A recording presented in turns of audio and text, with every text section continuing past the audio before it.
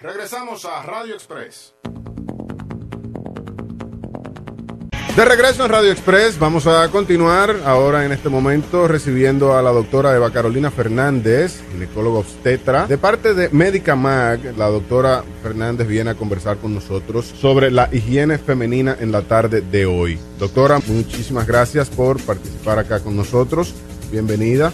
¿Cómo se siente? Gracias por la invitación. Felizmente de estar aquí con ustedes. ¿Todo bien?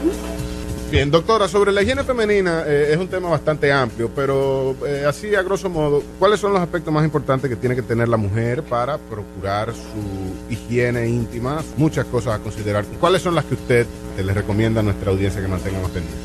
Mira, si supieras que este es uno de los temas más importantes de la consulta, sobre todo porque la paciente cuando llega con algún trastorno, con alguna vulvitis, o sea, alguna inflamación o infección, con una vaginitis, siempre uno llega al tema de lo que es la higiene personal, la higiene íntima femenina, qué debe hacer, qué no. Y siempre tocamos el tema, la paciente me dice, no doctora, porque yo uso jabón de cuava, no, porque yo uso jabón retocador, no, siempre tienen unas teorías de la abuelita, o le echo vinagre al agua, siempre hay unas teorías extrañas, o el agua de tinaco es la que me da la infección, o el agua de cisterna me da la infección, siempre buscamos un culpable. Y al final de todo, lo más importante para la mujer es que se higienice frecuentemente sin exagerar el caso.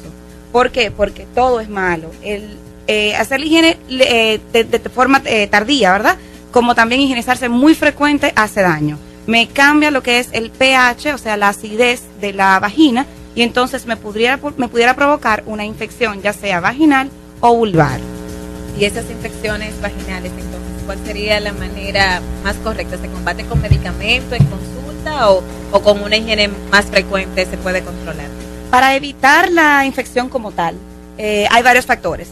Uno de los primeros se recomienda que la alimentación, una alimentación saludable, se habla de que mantiene lo que es una inmunidad vaginal normal, buena, un pH que está estable para mantener lo que es el lactobacilo. Y si nos vamos a lo que es el lactobacilo, es una bacteria que nos protege de las bacterias anormales. En la vagina nosotros tenemos tanto bacterias anormales como normales. ¿Okay? Bacterias que causan infección y las que no la causan. Los lactobacilos nos defienden de estas bacterias anormales que de por sí ya están ahí.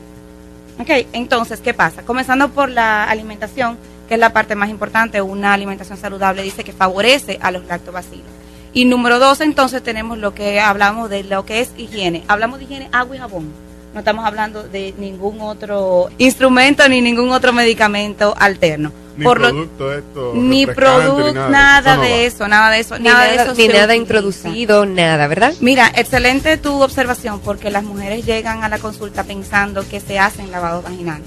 Es un tema muy controversial, la gente cree que el lavado vaginal es correcto, y si hablamos de que el lactobacilo es el que nos defiende a la hora de un lavado vaginal, entonces estamos matando ese lactobacilo, eliminándolo, y por lo tanto las bacterias malas que están también en la vagina pues no van a causar una infección vaginal.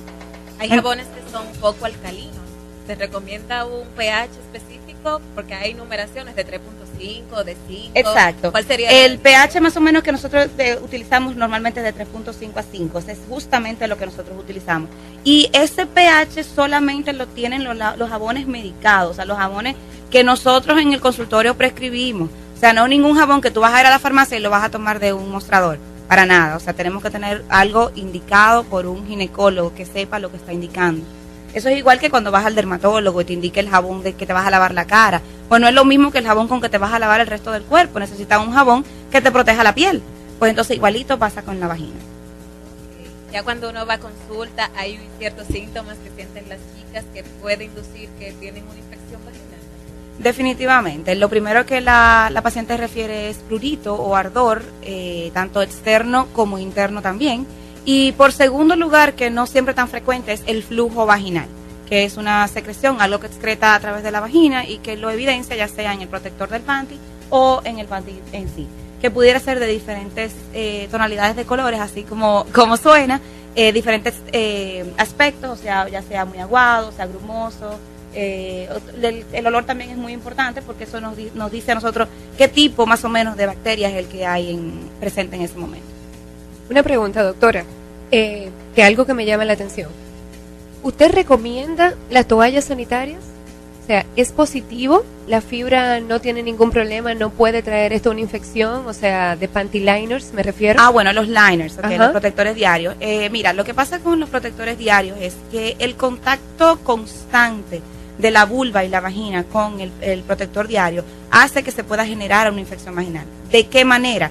Para que la vagina y la vulva tengan un buen pH, una buena acidez, que haya normalidad entre las bacterias malas y las buenas, necesita oxigenarse. Y si nosotros estamos constantemente, ya sea con ropa apretada o ropa de material sintético, o que tengamos, por ejemplo, un protector diario puesto todo el tiempo, pues hace que no haya oxigenación y que entonces estas bacterias que son enemigas del oxígeno proliferen con mayor facilidad. Entonces no es que estoy en contra de los liners, tienen su utilización. ¿En qué sentido? En que premenstrual, por ejemplo, que hay un manchadito, o postmenstrual, que queda un ligero sangradito, o cuando, por ejemplo, está en un proceso de ovulación donde el flujo es mucho más abundante y pudiera entonces ensuciarle la ropa a la paciente. Entonces esos son momentos en los que sí se pueden utilizar. Cuando no, preferiblemente no utilizar. Ok, muy bien.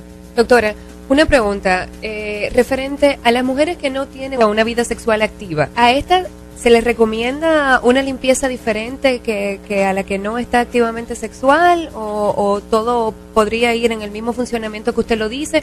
Porque sí, una radioyente nos escribió que tiene problemas cuando tiene una vida sexual activa. Cuando no hay ningún tipo de infección.